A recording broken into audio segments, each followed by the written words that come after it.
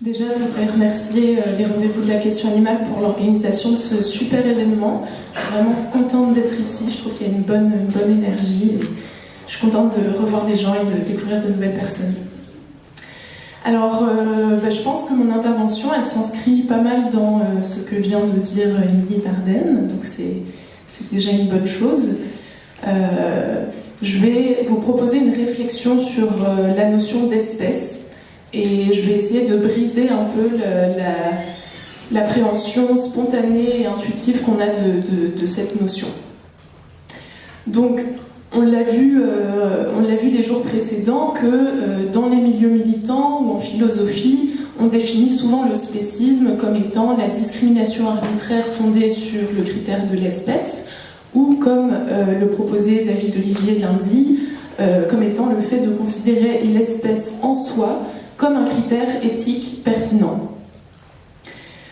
Donc, tout ce travail de définition mobilise des notions très subtiles et intéressantes, comme la notion d'arbitraire, ou dire l'espèce en soi. Il y a beaucoup de choses à dire là-dessus, mais moi, ce soir, je vais me concentrer sur la notion d'espèce en tant que telle. C'est une notion centrale pour notre mouvement, et pourtant, on peut légitimement se demander qu'est-ce qu'on entend par là, de quoi exactement nous parlons lorsque nous disons que le spécisme se fonde sur l'espèce.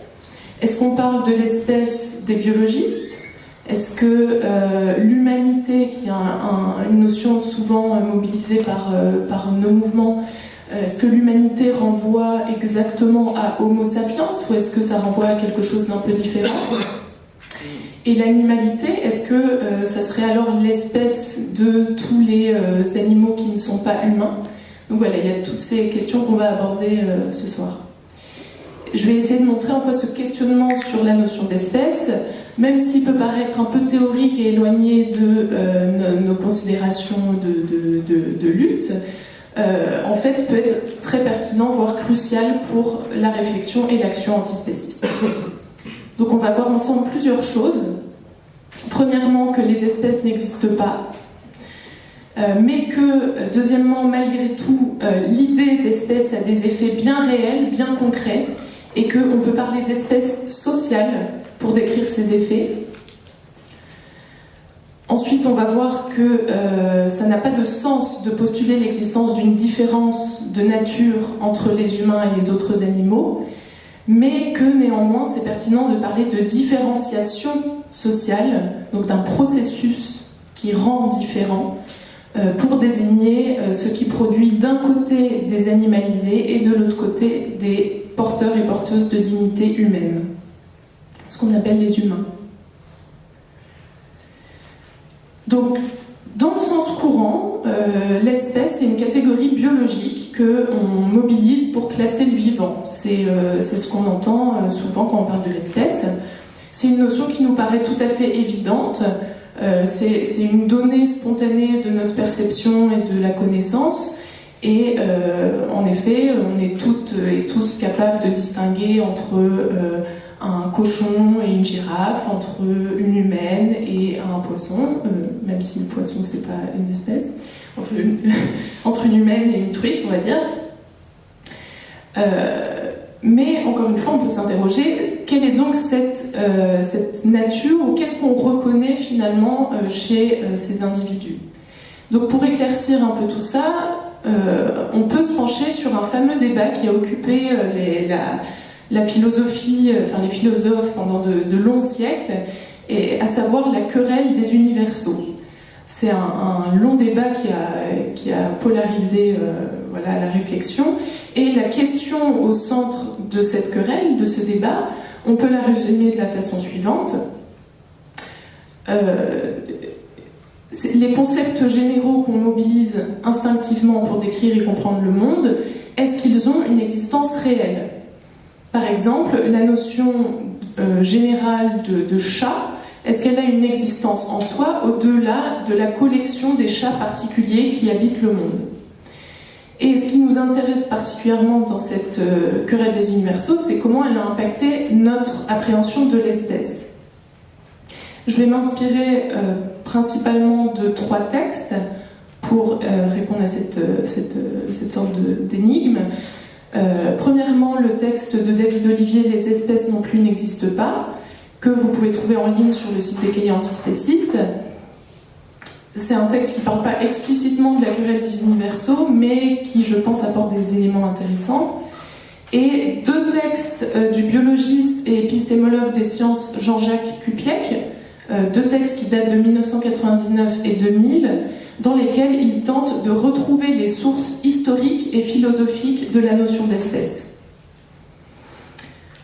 Donc, dans le cadre de la querelle des universaux, on peut schématiser et dire qu'en gros, il y a deux conceptions qui se sont opposées quant à la question du statut ontologique de l'espèce, donc de l'existence de cette catégorie de l'espèce. D'un côté, on a le courant réaliste, de l'autre, on a le courant nominaliste. Et je vais commencer par le courant réaliste. Donc Kupiec nous explique que pendant de longs siècles, on a pensé et on a décrit les espèces selon ce premier paradigme, le paradigme réaliste, c'est-à-dire comme étant des essences, des réalités fixes, données de tout temps et pour toujours par Dieu ou par la nature. Et pour cette conception réaliste, l'espèce, au même titre que d'autres universaux, ont une existence ontologique réelle et indépendante des objets particuliers dans lesquels ils s'incarnent. C'est une conception directement issue des idées de Platon, finalement.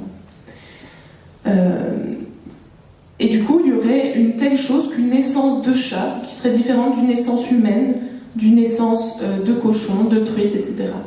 Et par exemple, la classification de Linné, qui est une classification du vivant, était censée découvrir les espèces. Et cette notion de découverte suppose une existence a priori, extérieure aux individus. Et donc on voit que c'est une conception finalement créationniste de l'espèce, et surtout essentialiste. Mais, nous explique Kupiec, au XIVe siècle se produit un tournant qui est le tournant nominaliste. Et on associe souvent ce tournant à Guillaume d'Occam, que vous pouvez voir ici au milieu, mais aussi à Pierre Abélard, à gauche, comme précurseur, avec son conceptualisme, qui est une sorte de version du nominalisme. Et enfin, Darwin, à droite, avec sa théorie de l'évolution, qui achève de détruire complètement cette conception essentialiste des espèces. Pour le nominalisme, et contrairement à nos intuitions, les espèces n'existent pas. Il n'y a pas de nature ou de moule intérieur une sorte de prototype originel qui existerait a priori et qui déterminerait les individus. Pour les nominalistes, les concepts des universaux, et notamment l'espèce, ce ne sont que des constructions mentales, des conventions de langage, et ils ne correspondent à rien de réel, ils n'ont pas d'existence en soi. Ce sont des concepts qu'on forge plus ou moins spontanément, qui sont forgés par l'esprit, parce qu'ils sont pratiques pour raisonner à moindre coût cognitif, pour pouvoir classer les objets, les choses, les individus dans des catégories faciles à retenir, ou pour nous aider à nous représenter le monde de façon simple et adaptée à notre fonctionnement quotidien. Et donc on voit qu'avec ce tournant nominaliste, cette évidence intuitive de la notion d'espèce, elle est complètement dépassée. La notion, elle perd, au moins en théorie, son aura métaphysique et devient un terme parmi d'autres qui se justifie éventuellement par son utilité relative pour désigner un ensemble populationnel. Là, je vais citer Kupiec qui dit qui nous rappelle que la science se constitue en se dégageant progressivement des évidences du sens commun. L'espèce est une évidence, mais une évidence qui relève de la métaphysique. Il n'en existe pas de définition scientifique, ou plutôt il en existe trop, presque autant que d'évolutionnistes. À l'encontre du sens commun, la théorie de l'évolution n'a pu être élaborée complètement que par le rejet de cette évidence de l'espèce et l'introduction d'une vision nominaliste. Cette révolution conceptuelle, analogue pour la biologie à ce qu'avait été la révolution copernicienne en physique, a duré un siècle et a atteint son apogée avec Darwin. On voit que la victoire du nominalisme sur le réalisme, c'est finalement celle de la science sur le sens commun, sur nos intuitions premières, et c'est la victoire du matérialisme sur l'idéalisme. Elle nous éloigne de ces chimères métaphysiques que sont les essences et nous permet de regarder les individus réels avec toutes leurs variations et percevoir ainsi le mouvement de l'évolution au détriment des entités idéales et imaginaires que sont les espèces postulées par le fixisme. Et là, je fais une brève parenthèse pour souligner que, encore aujourd'hui, malgré ce tournant nominaliste, malgré cette révolution scientifique, ce progrès scientifique darwinien, on continue à appréhender et à raisonner de façon intuitive et essentialiste au sujet des espèces. Et pour Thomas Durand, que vous connaissez peut-être sous le nom d'Asserment d'Axe de la chaîne La Tronchandillée, le fait que l'essentialisme semble toujours revenir au galop malgré les apports de la théorie de l'évolution, ça peut être expliqué par l'existence de biais cognitifs qui sont issus de la sélection naturelle elle-même. Et c'est la thèse qu'il défend dans son ouvrage L'ironie de l'évolution, que je vous recommande très fortement. Donc voilà, ça c'était une première partie pour briser un peu cette aura d'évidence qu'on a autour de l'idée d'espèce. Mais maintenant, on peut revenir à notre question de départ, à savoir sur qu'est-ce qu'on entend quand on dit que le spécisme se fonde sur l'espèce comme étant un critère arbitraire. Si les espèces n'existent pas, s'il n'y a pas d'essence d'espèce, sur quoi le spécisme se fonde-t-il pour opérer, pour discriminer, pour mettre en place son système d'exploitation? De quoi on parle finalement quand on parle de spécisme? Pour répondre à cette question, je vous propose d'aller voir du côté de la démarche sociologique, et plus particulièrement d'une sociologie inspirée par les travaux des féministes matérialistes. Vous savez sans doute que l'utilisation du paradigme sociologique a largement contribué à la pensée féministe et antiraciste. Pensez par exemple aux termes comme genre, sexe social, racisation, tous ces termes qui ont été forgés par la sociologie féministe et antiraciste. En forgeant ces nouveaux termes et ces nouvelles expressions, l'enjeu a été de s'éloigner explicitement d'une appréhension simplement biologique de la race et du sexe pour en faire des variables sociologiques, dans la mesure où ces variables sont des outils intellectuels qui nous permettent de prendre le contre-pied des explications en termes de différences naturelles et donc d'essence, et pour plutôt parler de différenciation sociale, de rôles et de statuts sociaux, de hiérarchie, de rapports antagonistes ou encore de privilèges. Donc ça, c'est ce que permet la conceptualisation sociologique. S'éloigner d'une appréhension simplement biologisante des rapports entre individus. Là où je veux en venir, et je pense que vous l'avez compris, c'est que le raisonnement sociologique, qui a permis l'existence des notions de race sociologique, de racisation, etc., peut être appliqué avec profit à l'espèce. En d'autres termes, que nous pouvons théoriser la nature sociale de la catégorisation d'espèces et considérer que le spécisme, qui se joue entre humain et non-humain, c'est-à-dire entre humanité et animalité, c'est-à-dire entre notions qui ne sont pas purement biologiques, mais qui sont constituées selon des enjeux politiques, finalement, c'est une question d'espèce, de ce qu'on pourrait appeler espèce sociale. C'est ce que j'appelle l'espèce sociale, c'est un nom très simplement trouvé, on pourrait peut-être en trouver un mieux, mais en tout cas, ça dit bien ce que ça veut dire, il y a espèce il y a social à la fin, donc au moins c'est clair. Et pour étayer un peu ce changement de paradigme, cette vision sociologique, je vais vous présenter trois indices de la dimension politique de l'appartenance d'espèces. Et ces deux choses que je vais voir, c'est ce qu'on peut appeler la rhétorique humaniste Et deuxièmement, le discours de la différence naturelle des animaux. Premier exemple, la rhétorique humaniste. Vous savez évidemment qu'au cours de l'histoire, et encore aujourd'hui, il y a de nombreuses catégories d'êtres qui font partie de l'espèce Homo sapiens qui ont été animalisées, qui sont animalisées, c'est-à-dire qui sont exclus de la catégorie humanité. Et encore aujourd'hui, cette déchéance d'humanité, elle est utilisée comme un outil politique pour marginaliser et légitimer l'exploitation de certains groupes. Et dans un tel contexte de menace permanente de déclassement social, de déchéance d'humanité, on peut observer la mobilisation d'une rhétorique humaniste, c'est-à-dire d'un discours de rejet de l'animalisation couplé à une revendication de dignité humaine. Typiquement, vous avez sûrement entendu ces formules.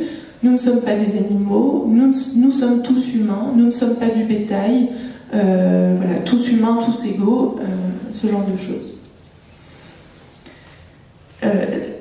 Si cette rhétorique humaniste est un indice en faveur d'une conceptualisation du spécisme en termes d'espèce sociale, c'est que la rhétorique humaniste cristallise particulièrement bien le caractère politique des identités d'espèces. En effet, il faut bien comprendre que les proclamations de type « on n'est pas de la viande, on n'est pas des animaux », ça ne traduit pas un déni naïf du fait que nous sommes biologiquement des animaux. Ça traduit plutôt un rejet de l'animalisation en tant que stigmate, en tant que mise en situation minoritaire, en tant que situation d'exploitation. Et donc, utiliser la rhétorique humaniste, ça témoigne d'un refus d'être associé à l'animalité, ou plutôt aux animalisés, c'est-à-dire les animaux, dans le cadre du spécisme.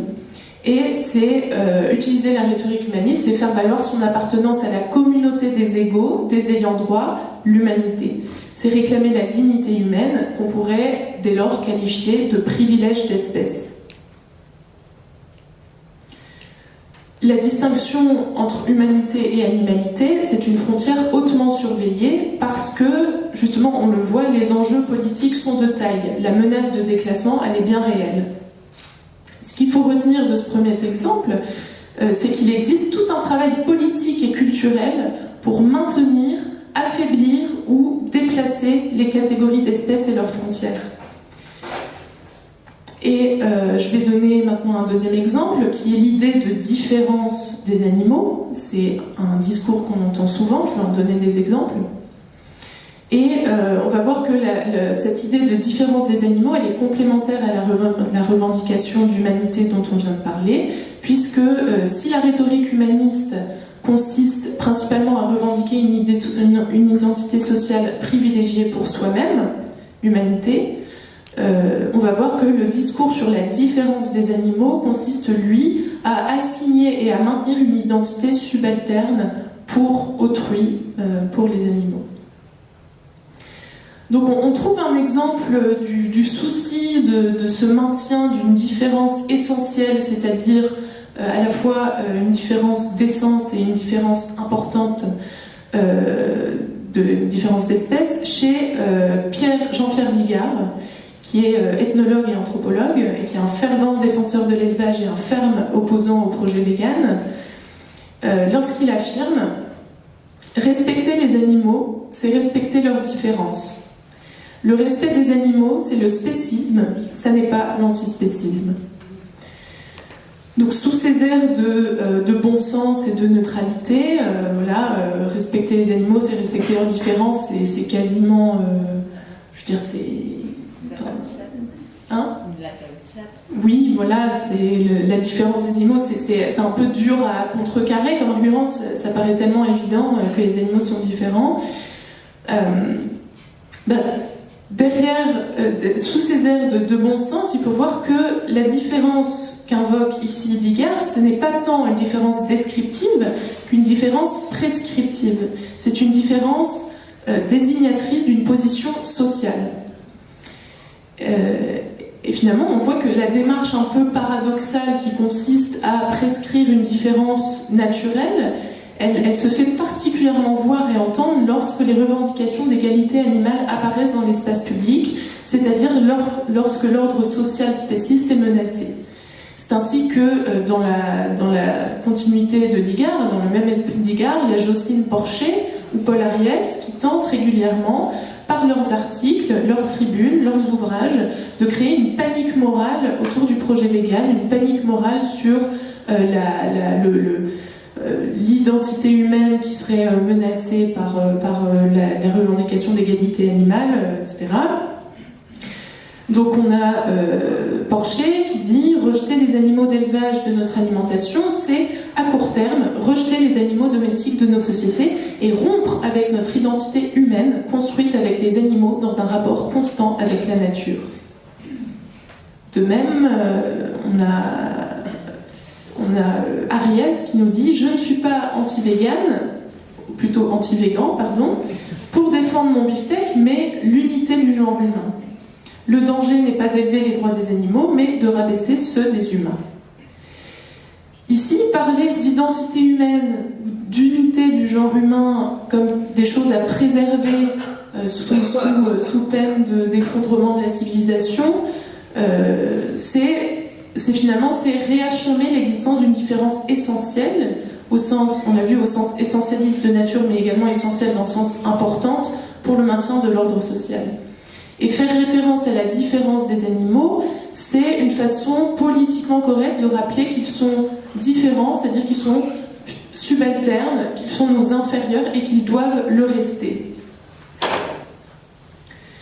Les féministes matérialistes, ce phénomène de la différence naturelle, elles l'ont théorisé depuis 50 ans, et elles l'ont très bien devant nous que sous ces allures d'évidence et de bon sens indéniables, la théorie de la différence des autres, c'est le résultat, l'expression, le symptôme d'un rapport de force, d'un système de relations où, pour parler clair, l'un est à la merci de l'autre.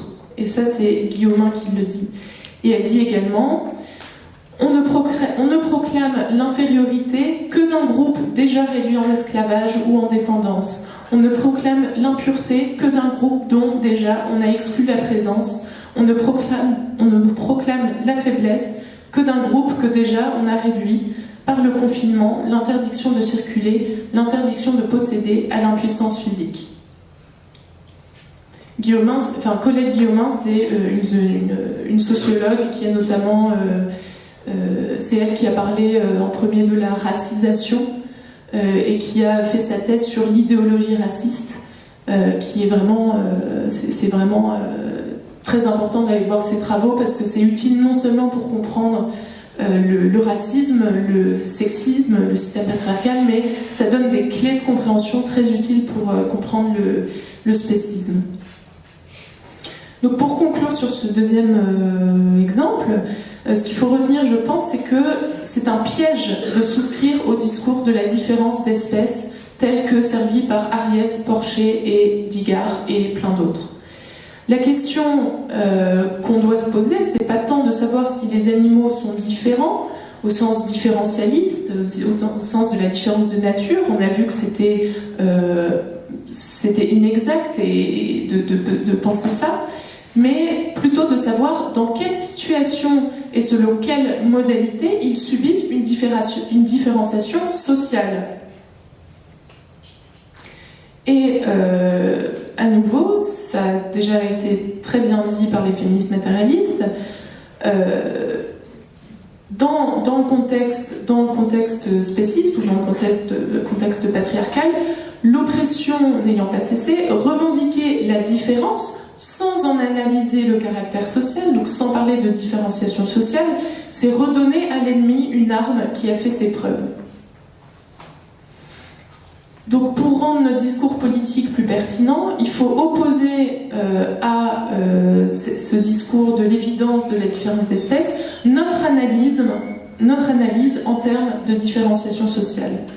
L'enjeu pour la lutte antispéciste, c'est pas de faire en sorte que les animaux soient similaires ou confondus avec les humains, comme le craint naïvement Digard quand il s'indigne de cette notion d'égalité animale. mais bien plutôt de faire en sorte que les animaux cessent d'être animalisés, c'est-à-dire appropriés, utilisés comme des objets, considérés comme des moyens. Et nous avons un intérêt politique à conquérir ce terrain du social contre celui de l'idéologie naturaliste.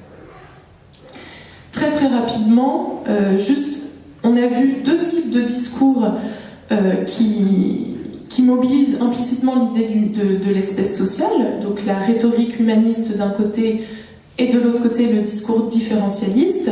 Mais je veux pas finir la conférence sans qu'on pense que c'est juste dans les discours que les animaux sont renvoyés à l'altérité et sont rendus différents.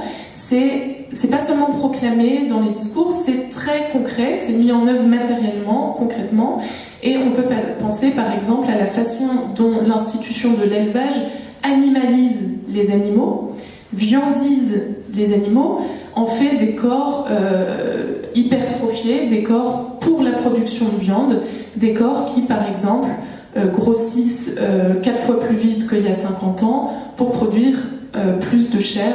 On voit ici un exemple, les poulets de chair qui, à travers une sélection génétique, produisent de la chair très rapidement, et ça pose tout un tas de souffrances pour eux. Donc je vais maintenant conclure. On a vu deux exemples de rupture, on pourrait dire rupture épistémologique, avec notre appréhension immédiate de l'espèce. D'un côté, la première rupture, c'est celle du nominalisme, qui nous fait passer de l'espèce comme nature, comme essence, à l'espèce comme simple concept classificatoire, non plus donné par Dieu ou par la nature, mais construit arbitrairement. Et on a vu que cette rupture, qui est une avancée scientifique, permet de rejeter les essences et de placer l'individu au centre des réflexions sur l'évolution et le vivant. Et la deuxième rupture épistémologique consiste à passer d'une appréhension biologique de l'espèce à une appréhension sociale de l'espèce. Et en considérant l'appartenance de l'espèce comme un statut social et politique, cette rupture nous permet de voir que l'espèce est une notion chargée idéologiquement et politiquement motivée, politiquement défendue et politiquement critiquée. Ça nous permet, et on a vu, je ne vais pas le répéter, mais que cette rupture nous permet de repérer l'idéologie différentialiste et de lui opposer un discours en termes de différenciation sociale, une dénonciation de l'animalisation. L'espèce prise au sens courant, simplement réalité biologique évidente et donnée par la nature, ne permet pas de rendre compte dans la façon dont se déploie socialement la marginalisation, l'oppression, l'exploitation spéciste. Et c'est la raison pour laquelle ce concept d'espèce sociale peut nous aider à rendre compte du fait que l'appartenance à l'animalité ou à l'humanité, ce n'est pas une catégorisation neutre du vivant, ce n'est pas quelque chose d'évident ou de donné pour toujours et de stable.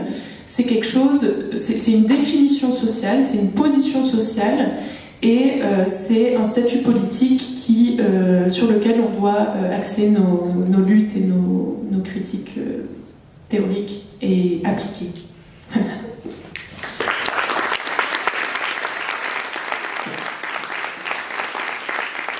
Alors d'abord, merci pour la présentation, c'était très intéressant. Donc moi j'ai une petite interrogation. Je pense au fait que jusqu'à il y a environ 70 ans, consommer des produits animaux était une nécessité. Je pense notamment à la B12. Avant qu'on ait trouvé comment la synthétiser, c'était une nécessité biologique.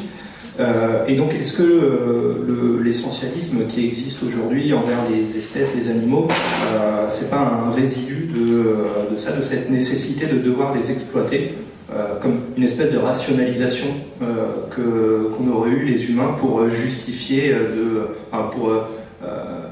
pour s'apaiser moralement d'infliger ça aux animaux? Et donc, est-ce que insister sur le fait qu'aujourd'hui on peut faire sans et mettre le point vraiment sur on n'a plus besoin de les exploiter, ça peut pas être un vecteur pour faire disparaître cet essentialisme? Alors, oui, je trouve ça très intéressant, cette idée selon laquelle nos biais essentialistes seraient liés au fait que pendant très longtemps, durant l'évolution, on aurait été dans l'obligation pour se nourrir de manger les animaux.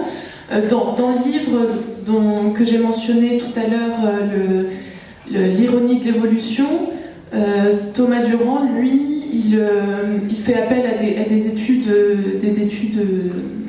qui s'intéressent à nos biais essentialistes et qui, pour ces études-là, nos biais essentialistes seraient dus au fait que ça avait un avantage évolutif de pouvoir catégoriser de façon assez simpliste mais efficace, rapide, les individus et les objets dans des catégories réifiées, stables, donc dans des essences. Du coup, je ne sais pas si on peut dire que l'essentialisme est dû au fait qu'on a dû pendant longtemps manger les animaux. Après, il y a une conception un peu complémentaire à ces études sur les biais essentialistes, c'est justement les féministes matérialistes, et notamment Colette Guillaumin, qui postulent que l'idéologie naturaliste, c'est une façon de légitimer les rapports d'appropriation. Elle parle de rapports d'appropriation et d'idées de nature. L'idée de nature, c'est l'idéologie naturaliste. Donc effectivement, le fait de bénéficier d'un rapport de pouvoir, de tirer des avantages matériels, concrets, des privilèges de l'exploitation d'autrui, ça produit une idéologie qui est répandue culturellement dans la société pour légitimer ces rapports de pouvoir, les stabiliser, les rendre naturels, normaux, nécessaires, et pour éviter leur remise en question. Donc j'ai l'impression qu'il y a deux niveaux d'essentialisme. Il y a cet essentialisme issu de l'évolution, qui nous permet d'appréhender notre environnement en tant qu'animaux qui devons survivre et se reproduire. Enfin, pas qui devons, c'est pas un devoir naturel ni rien. Donc il y a cette conception-là, et de l'autre, la lecture politique de l'idéologie, en désignant l'idéologie comme un moyen d'appuyer la domination matérielle. Ouais.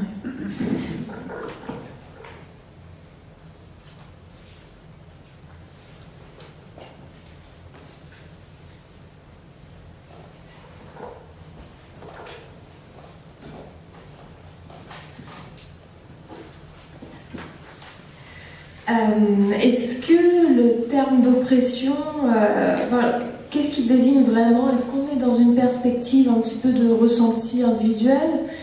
Et si c'est le cas, est-ce que c'est compatible avec une analyse matérialiste vraiment? Alors j'ai parlé d'oppression, moi j'utilise oppression un peu comme un synonyme d'exploitation, de domination.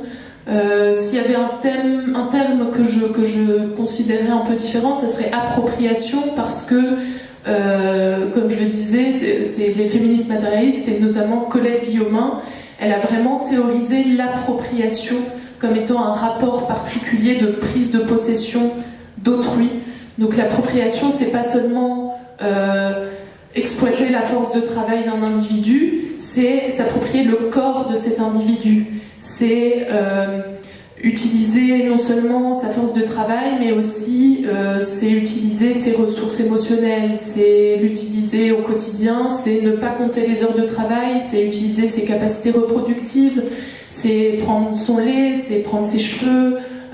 Donc Colette Guillaumin fait une description de ce qu'elle entend par l'appropriation des femmes, qu'elle appelle le sexage. Et donc le terme d'oppression, je pense pas que ça renvoie à un vécu forcément individuel. Je pense que ça désigne un système d'exploitation, mais encore une fois, je les utilise de façon assez synonyme.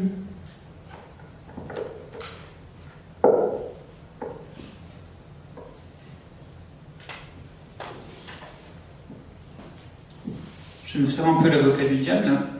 À plusieurs moments, tu as parlé de l'humanité, et notamment tu disais on n'est pas des animaux, on est des humains. Yves, hier, a également parlé de la domination humaine. pour reprendre des articles qu'on peut voir sur Internet, est-ce que l'antispécisme serait un anti-humanisme ? Moi, je pense que oui. En tout cas, je trouve ça très utile de critiquer l'humanisme parce que ça nous permet de dire plein de choses, ça nous permet de s'éloigner justement de ces notions qui nous paraissent évidentes. Ah oui, l'humanité, c'est évident ce que c'est. Non, on sait très bien que c'est différent de l'animalité. Enfin, je trouve que critiquer l'humanisme, mais de façon critique, je trouve ça intéressant. Après, il y a d'autres personnes, je pense à Martin Gibert, qui défend une distinction entre l'humanisme inclusif et l'humanisme exclusif. À ce moment-là, l'humanisme exclusif, ça serait ce dont j'ai parlé, c'est l'humanisme qui se construit en opposition aux autres animaux, tandis qu'un humanisme inclusif, c'est peut-être l'humanisme dont on entend parler plus dans le sens commun, qui est l'humanisme des valeurs progressistes, de la tolérance, de l'humanité, des Lumières. Et à ce moment-là, oui, moi je ne suis pas contre l'humanisme inclusif, si tu veux être rassuré là-dessus. Merci.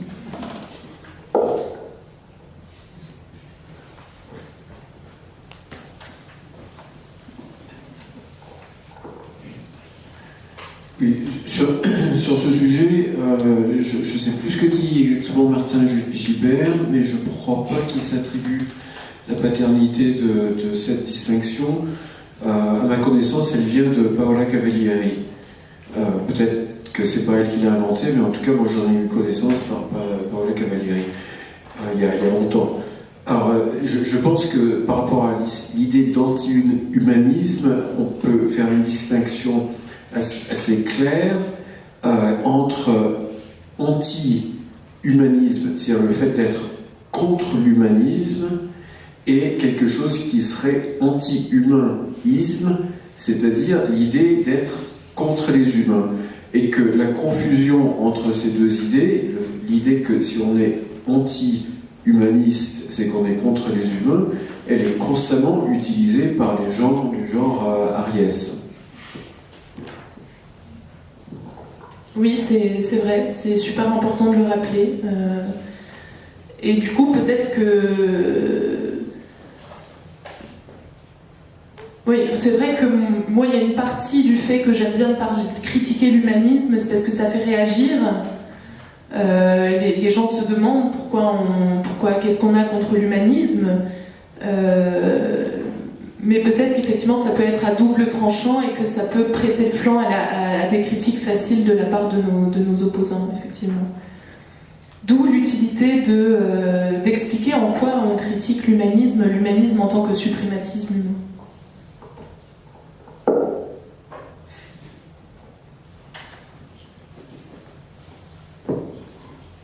Bonjour. J'aurais une question par rapport à... En fait, si vous dites que l'espèce est considérée plutôt comme une construction sociale, est-ce qu'il y a des exemples, par exemple, de cultures qui ne font pas les mêmes catégories d'animaux les unes les autres, alors qu'ils sont pas aux mêmes animaux? Alors, je suis pas du tout spécialiste de la question sur les catégorisations, enfin, je veux dire, sur... ouais. J'aurais pas de réponse très précise à donner. Je sais que, plus ou moins, qu'il y a des sociétés animistes qui peut-être font moins cette distinction humains-animaux. Il y a peut-être plus de continuité ou moins de rupture, ou en tout cas c'est peut-être moins binaire dans d'autres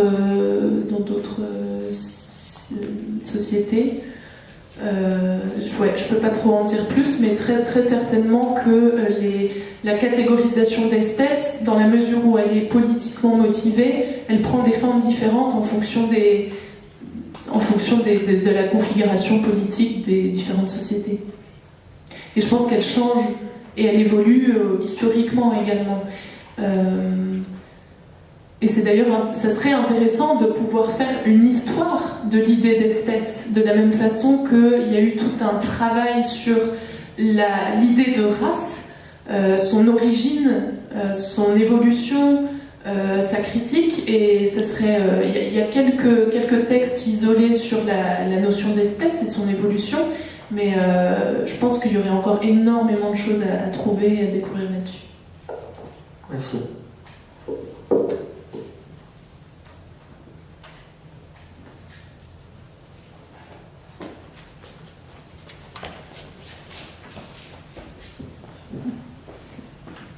C'était juste en réponse, je ne suis pas tout spécialiste sur le sujet, mais par rapport à la question de l'utilisation du terme d'espèce dans les cultcultures, ce serait à revérifier au niveau des sources. Il me semble qu'il y a certaines tribus amérindiennes en fait, qui n'utilisaient pas de mots précis pour désigner un objet. Par exemple, ils pouvaient parler du cheval blanc qui vivait dans la plaine d'à côté ou du cheval gris.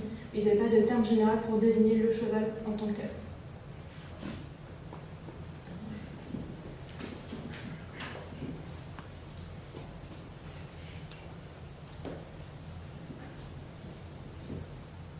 Une petite dernière question. D'un point de vue historique, il me semble que depuis aussi loin que l'histoire remonte, on voit qu'il y a un débat autour de la question animale, entre des gens qui pensent qu'effectivement ils auraient une âme et qu'il faudrait bien les traiter, et des personnes qui pensent que non. Et, notamment, on peut penser à Pythagore dans l'Antiquité, et même plusieurs millénaires avant, dans des textes religieux asiatiques. Je pense que tout à l'heure on parlait de Darwin et j'ai l'impression qu'en fait la science a enfin donné des arguments en fait, aux défenseurs de cette âme animale. Je ne sais pas si vous avez quelque chose à dire là-dessus.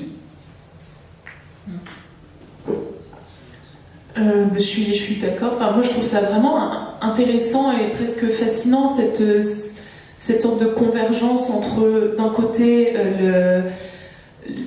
la théorie darwinienne, qui est une théorie scientifique, a priori, qui n'a pas de connotation normative. C'est pas l'ambition de cette théorie de l'évolution, mais qui donne un sous-bassement, enfin un plancher solide pour la critique du spécisme. Et ouais, du coup c'est une réaction un peu à ce que tu disais, mais ça me... Je voudrais juste revenir à la question précédente sur les différentes façons de catégoriser. Il y a un travail très intéressant qui a été fait par l'anthropologue Philippe Descola, Par-delà nature et culture, et qui répertorie 4 façons d'organiser le vivant selon les cultures humaines. Il y a l'animisme, le totémisme, le naturalisme et l'analogisme. Et nous vivons dans un système naturalisme, mais qui n'est qu'un système de classification du vivant parmi d'autres. Et Descola va plus loin, il dit que nous sommes en train, et ça rejoint ce que disait Axel, en train de vivre la fin du naturalisme et qu'on s'achemine vraisemblablement vers un analogisme, donc quelque chose qui est effectivement moins binaire, qui est plus gradué. Voilà, on trouve des synthèses. Il y a son ouvrage évidemment qui est intéressant, et on trouve des synthèses de ce texte. Il en a fait des synthèses dans des articles qu'on trouve en ligne et qui sont assez accessibles.